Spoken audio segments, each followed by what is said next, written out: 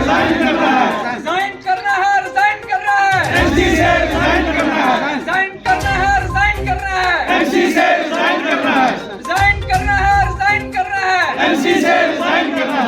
बुखारी साहब जिंदाबाद, बुखारी साहब जिंदाबाद, हम क्या चाहते? पहाड़ी स्टेटस, हम क्या चाहते? पहाड़ी स्टेटस, पहाड़ी कबीला जिंदाबाद, पहाड़ी कबीला जिंदाबाद। सिर्फ ये जो पिछले दिनों में व्यापक से आप सबको मालूम है, हमारे कायद शहीद मुश्ताक बुखारी के साथ जो डॉक्टर फारूक साहब ने जो सलूक किया है सिर्फ पहाड़ी काज के लिए कि आप पहाड़ी पहाड़ी क्या करते हो, तो उन्होंने इसी एहतजाज करके उन्होंने रिज़ाइन पेश किया है। हम बुखारी साहब के साथ हैं और हम पहाड़ी काज के लिए हमें जो पहाड़ी एसटी जो भी पार्टी हमें देगी हम उसके साथ हैं। मैं गवर्नमेंट एम्प्लॉय रहा हूँ, लेकिन ड्यूरिंग एजुकेशन मैं नेशनल काउंसिल मुंसिफ रहा हूँ, चाहे वो बुखारी साहब हो या उससे पहले काजी, और आज तक भी तौर पर उनके साथ मुंसलिक हूँ। बुखारी साहब जो है अक्सर 40 से ज़्यादा साल से पहाड़ी काज के लिए लड़ते रहे और उन्हें हम पहाड़ी लीडर समझते रहे। अगर एक कश्मीरी लीडर अपने काज के लिए वहाँ पे लड़ रहा है तो बुखारी साहब ने जो स्टेप उठाया इट्स गुड स्टेप और ये बड़ा बोल्ड स्टेप है। तो आने वाले वक्त में हम बुखारी साहब के साथ हैं और उस आदमी के साथ हैं जो पहाड़ी काज के लिए लड़ेगा। जो पार्टी हमें पहाड़ी स्टेटस देगी हम उसके साथ हैं और उसके साथ रहेंगे और उसी के साथ उसी को हम सारे लोग वोट कास्ट करेंगे।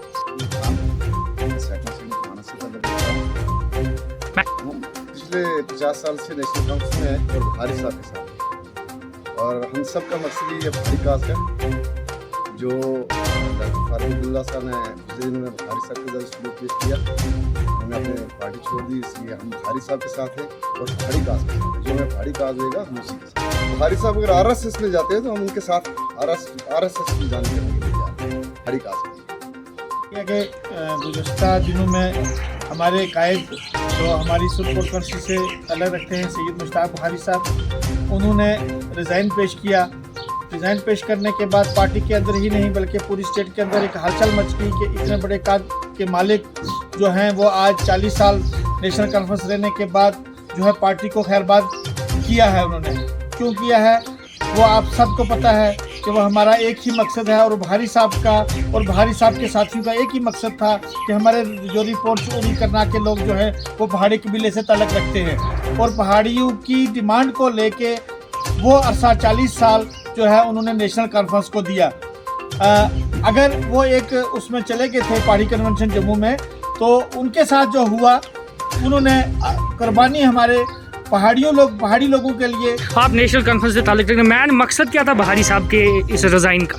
मेन मकसद यही था कि जो पहाड़ी काज के खिलाफ होगा, चाहे वो फारूक अब्दुल्ला साहब क्यों ना हो, चाहे वो उमर अब्दुल्ला साहब क्यों ना हो, चाहे वो सेंट्रल गवर्नमेंट क्यों ना हो, जो भी गवर्नमेंट या जो भी लीडर या जो भी कोई पहाड़ी काज का या पहाड़ी काज की मुखालफत करेगा, तो मैं नहीं समझता हूँ कि जितने भी ये पहाड़ी लोग हैं वो उस लीडर के साथ चलेंगे। इसीलिए बुखारी साहब ने अपनी 40 साल ज़िंदगी या 40 साल पीरियड जो नेशनल कॉन्फ्रेंस को दिया था उसको कुर्बान कर दिया पहाड़ी कौम के लिए। कहा है कि गुज़श्ता दिनों में सुरनकोट के अंदर हमारे डिस्ट्रिक्ट प्रेसिडेंट, प्रोविंशियल सेक्रेटरीज और जितने भी नौजवान यूथ के थे, प्रोविंशियल पार्टी के थे, प्रेसिडेंटल पार्टी के थे, जिन्होंने सुरनकोट के अंदर एक बड़ा एतमाद करके 30 आदमी ने रिज़ाइन पेश किया। उसी को मद्देनजर रखते हुए आज यहाँ सेठी ख्वाजा के अंदर आपने देखा है कि कितनी तादाद में लोग हमारे बुजुर्ग लोग जो 70 साल से हमारे शफी साहब जो है वो 86 साल की उम्र में आज वो बैठे हुए हैं। वो इसी मकसद के लिए बैठे हैं कि जो पहाड़ी काज का मुखालिफ होगा हम उसके साथ कभी भी चलने के लिए तैयार नहीं रहेंगे।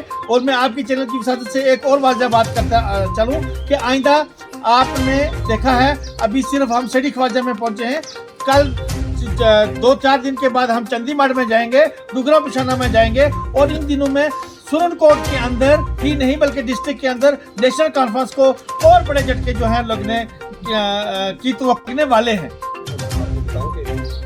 सुरनकोट के अंदर जिन्होंने आज पार्टी को रिज़ाइन पेश किया है, ये लोग हों या हमारी फैमिली, मैं अपनी फैमिली की बात करूँगा। 1951 से लेकर 1960 तक मेरे दादा साहब नेशनल कॉन्फ्रेंस में रहे। शहीद पीर जमात अली शाह साहब। उसके बाद 1967 में जब उनकी वफात हुई, उसके बाद नेशनल कॉन्फ्रेंस का दामन जो है काजी सईद साहब ने थामा। उन्होंने 2-3 इलेक्शन लड़े, लेकिन उनको कामयाबी हासिल नहीं हुई। 96 में दोबारा जब बुखारी साहब यहाँ पे आए तो बुखारी साहब ने इलेक्शन जीता, और उसके बाद जो है नेशनल कॉन्फ्रेंस जो है वो पावर में है। मैं आज स्टेज की विसावत से ये कहना चाहता हूँ कि ये जितने भी लोग हैं ये सब नेशनल कॉन्फ्रेंस के थे, और साथ में ये बुखारी साहब के लोग थे।